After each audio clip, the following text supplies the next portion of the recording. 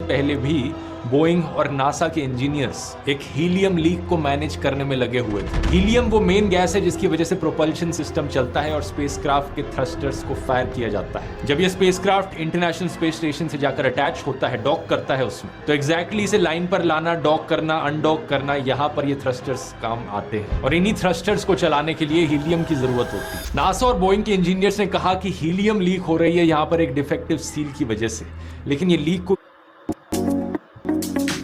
है और इससे कोई ज्यादा बड़ी प्रॉब्लम नहीं होने वाली। इसलिए 5 जून को ये लॉन्च आगे बढ़ता है।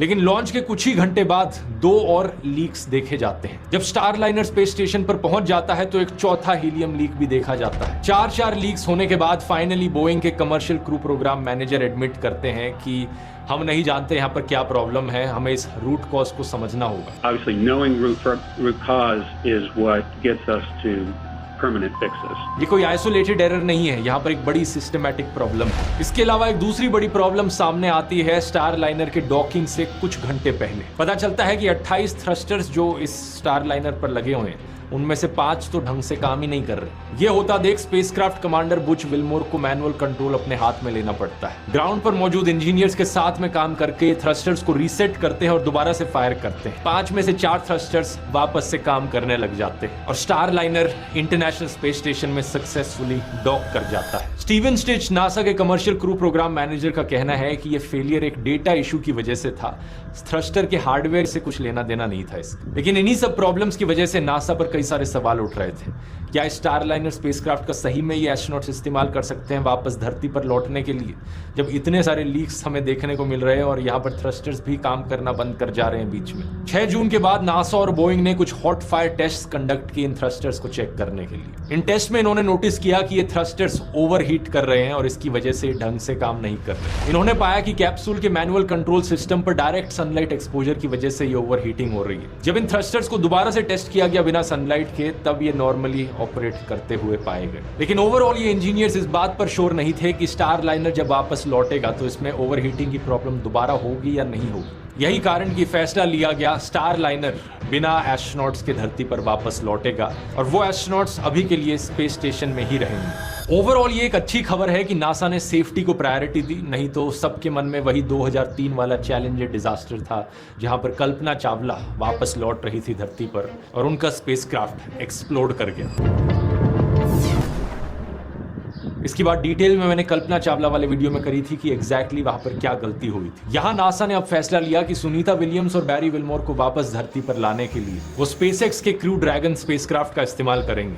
फरवरी 2025 में जब स्पेसएक्स का क्रू 9 मिशन ISS पर जाएगा, उस मिशन में 4 लोगों की जगह सिर्फ 2 को ही भेजा जाएगा ताकि ये 2 एस्ट्रोनॉट्स वापस उसके साथ लौट जाए। तो क्योंकि ये चीज अगले साल फरवरी में ही होगी, तो इन टोटल ऑलमोस्ट 9 महीने ये दोनों एस्ट्रोनॉट्स स्पेस में बिताएंगे। नासा के स्टीव स्टिच स्टारलाइनर को एक वेरी केपेबल स्पेसक्राफ्ट करके पुकारते हैं। उनका मानना है कि ये कोई इतना खराब स्पेसक्राफ्ट नहीं है, लेकिन इससे पहले जो 2 मिशंस हुए हैं स्टारलाइनर के, जब उसे टेस्ट किया गया बिना क्रू के, बिना इंसानों के, उनमें से भी एक फेल रहा था। बोइंग स्टारलाइनर का पहला मिशन 20 दिसंबर 2019 को हुआ था, ऑर्बिटल फ्लाइट टेस्ट नाम से, जिसमें कोई इंसान नहीं था बल्कि एक पुतला बैठा था रोजी द रॉकेटियर नाम से। वैसा ही पुतला जैसा गगनयान में बैठेगा कुछ महीनों बाद। इस मिशन का मकसद था 8 दिन तक स्पेस में रहना, इंटरनेशनल स्पेस स्टेशन में डॉक करना और वापस धरती पर आना, लेकिन सिर्फ 2 दिन बाद ही इस मिशन को अबॉर्ट कर दिया गया। स्टारलाइनर इंटरनेशनल स्पेस स्टेशन में डॉक ही नहीं कर पाया। क्यों नहीं कर पाया, इसके लिए नासा और बोइंग ने एक जॉइंट रिव्यू टीम बनाई और इस टीम ने करीब 80 रिकमेंडेशंस दी नासा और बोइंग को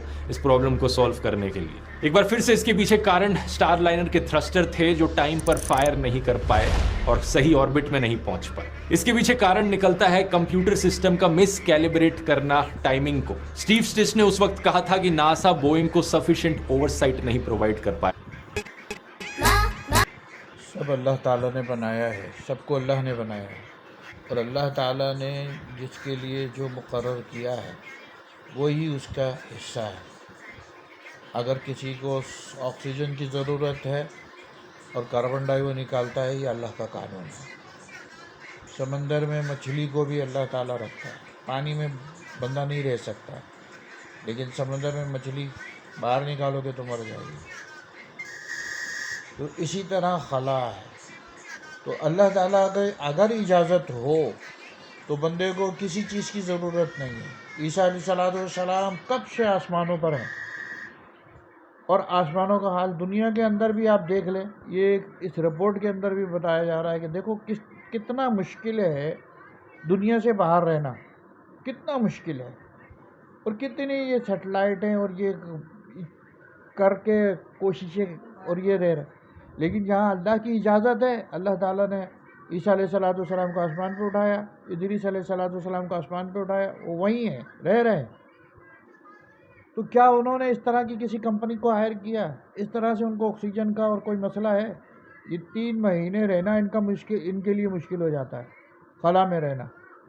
और वहाँ देखें ईसा अलैहिस्सलाम कब से सदियाँ गुजर गई हैं और आसमानों पर है, हमारा यकीन है। लेकिन ये सिर्फ अल्लाह की इजाज़त है। और नबी करीम सल्लल्लाहु अलैहि वसल्लम ने शब मेराज आसमानों की सैर की। अरे ये कहाँ तक जाएंगे? ये देखो, एक हद से आगे दूसरी हद तक कंपनी के नहीं जा सकता, उसका इख्तियार ही नहीं है। तो इनके इतने पावर, इतनी टेक्नोलॉजी इस्तेमाल करने के बाद इनका हाल ये है। क्यों बेवकूफ़ी करते हो भाई? अल्लाह से सुलूह कर लो, और अल्लाह से सुलूह करोगे हर जगह रहोगे, हर जगह रहोगे और कोई मसला नहीं होगा तुम्हें। लेकिन अल्लाह से सुलूह ना करोगे तो फिर जो तेरे दर से यार फिरते हैं, दर बदर यूं ही ख्वार फिरते हैं।